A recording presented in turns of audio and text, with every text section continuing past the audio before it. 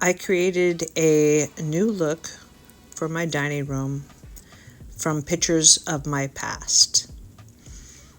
They needed some updating, and so I took them apart using a couple of tools to take out the staples, and then I used my little finger sander to remove the residue of the backing. I also used a little mist of water just to loosen up those remnants.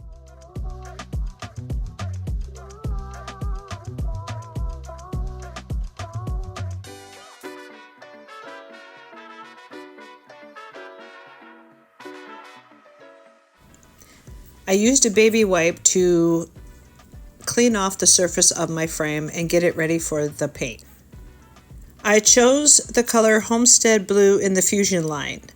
This is a water-based paint and it dries to a durable matte finish. I like to give my projects 2 coats. I used the original print that was in the wall art. I used the back side of it, and I had to sand down the edges a little bit from where the staples had left a mark. I find this to be an easy way to upcycle my pictures without having to cut a new backing piece. Wiping away the debris, I got my picture ready for some fresh paint. I like to lay down a layer of white paint just to get some paint down, build up a layer, and make it feel fresh and ready for new art.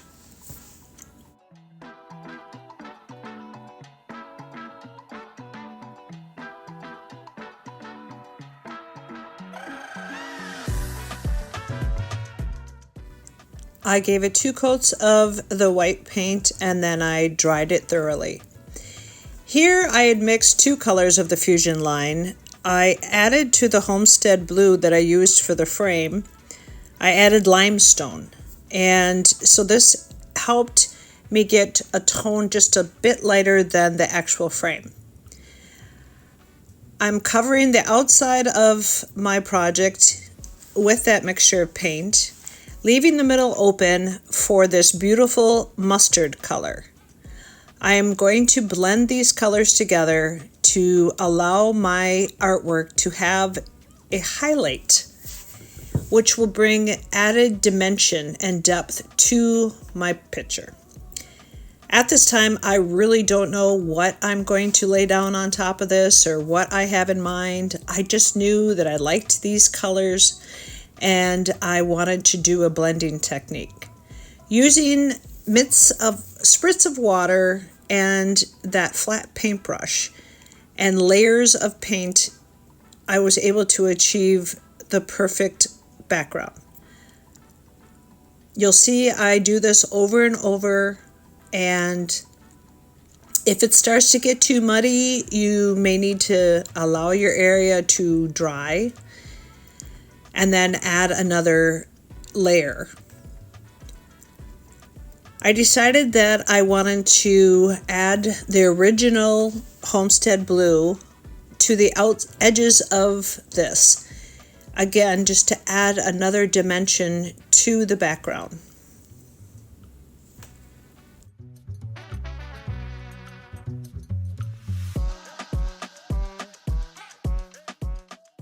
Blending paint can give beautiful results.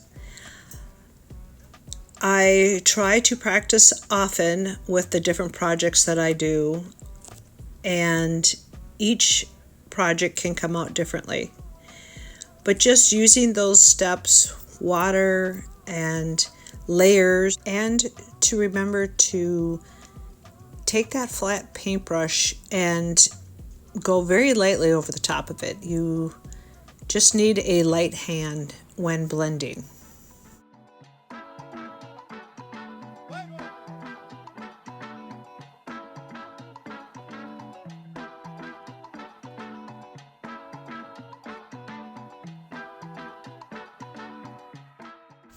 I used my heat gun to help the drying process, but to be honest, I probably should have let it sit overnight. It was a very wet project.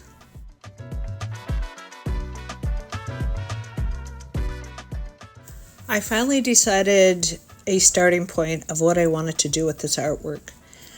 I pulled out my IOD stamps. The floral vines is what I chose.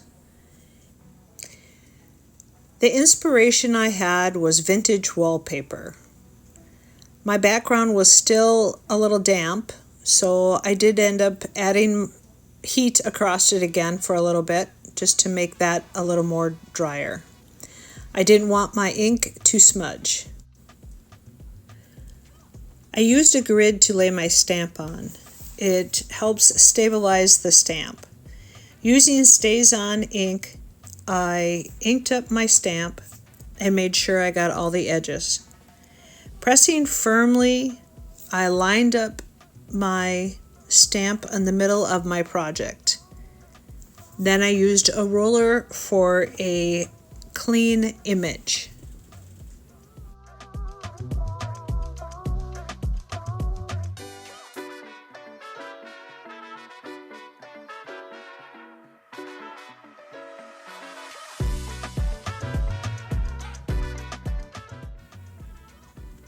Before doing my next stamp, I realized having that cardboard underneath was not giving me the flat surface that I needed.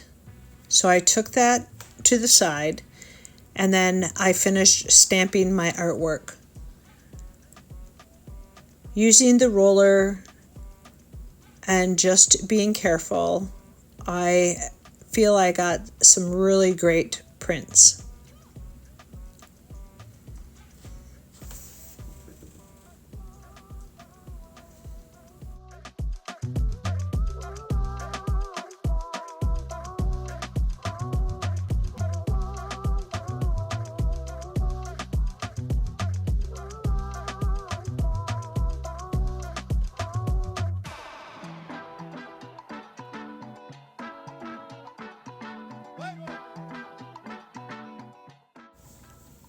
I decided that my artwork would benefit from some transfers. The IOD transfers are amazing. They can bring any project to the next level.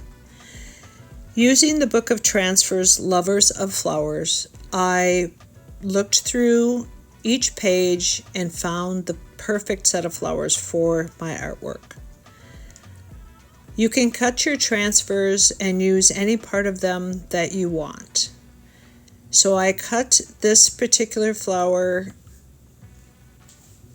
into sections where I separated the words. Deciding on the placement of my transfer, I pulled the backing and placed my transfer on my artwork. This is a pretty easy process. The transfers apply very easily by using the transfer stick that comes with your transfers. Just by gently rubbing and pulling the backing up at the same time, I'm able to release the transfer down onto my artwork.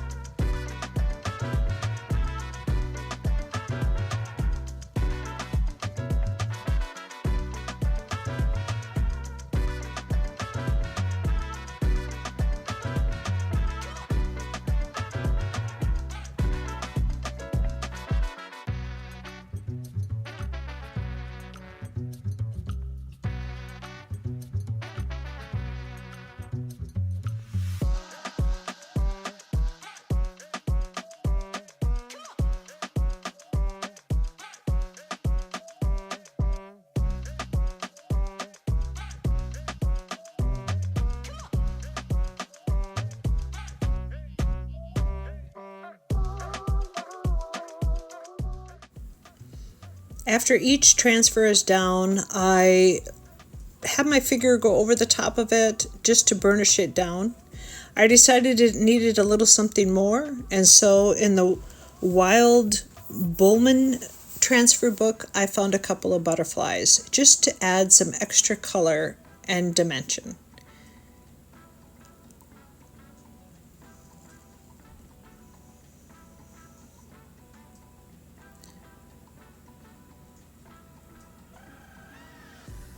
Now that my transfers are down, I decided that it still needed to have a little bit of age and worn look.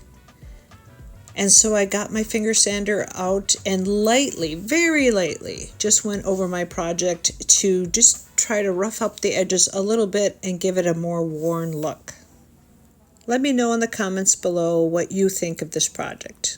I really love how it turned out. I'm April, owner and creator of April's Studio 17. I have a fun retreat coming up in October, and I thought I would share with you the past retreats that I've gone to. This will be my third time going, and it's coming up in October, and I think she has room for more. So reach out to Sonic Garden Bloom and come join the fun. I have met so many wonderful creators that have inspired me over the last few years, not only to create and craft, but to do this YouTube channel.